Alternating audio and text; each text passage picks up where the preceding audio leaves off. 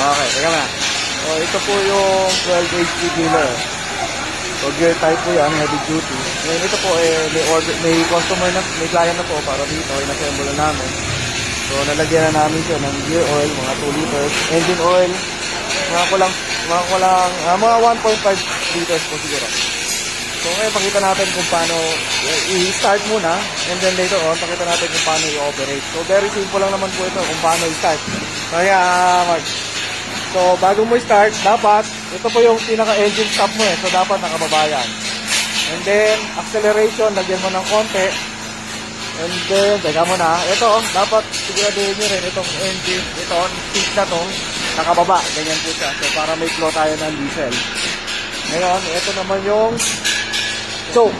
So, dapat bago i-start yan, dapat hindi na bumababa ito, di ba? Ay, hindi na tumataas. Dapat nakapirmis, nakababa yan. So, malalaman nyo lang yan. Pag hina-attack nyo dito, ayan, medyo masikip na. So, pag medyo masikip na, at hindi na tumatayo yung choke na yan, pwede na natin i-start. So, ito, diesel kasi ito So, medyo kailangan mo ng konting sperta para yung mag-start. So, sige. Ayan po, hahatakin yan. So, nakita nyo nung in-start niya. So, nung nag-start niya, hindi niya basta tumitawan yung tali. Inalalaya niya pababa. So, yung iba kasi tendency, pag nag-start, bibitawan ka agad.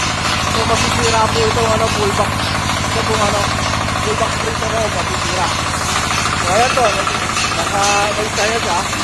Ayun, ito po kasi, full forward, saka isang reverse yan. So, pakita natin kung paano iyan siya, gamitin pa. So, dapat, pag magkakambyo ka, press na yan. So, number 1 ka muna, number 1. So, pag nirelease mo yun, tatakbo na siya. Okay.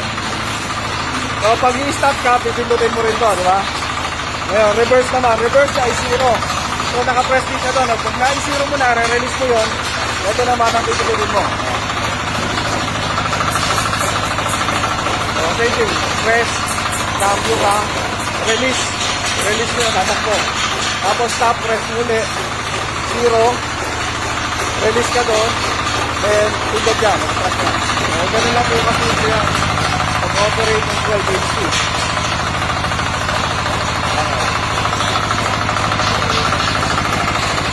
Napakaganda na. So, tama-tama yan sa mga gulayan, Thailand party.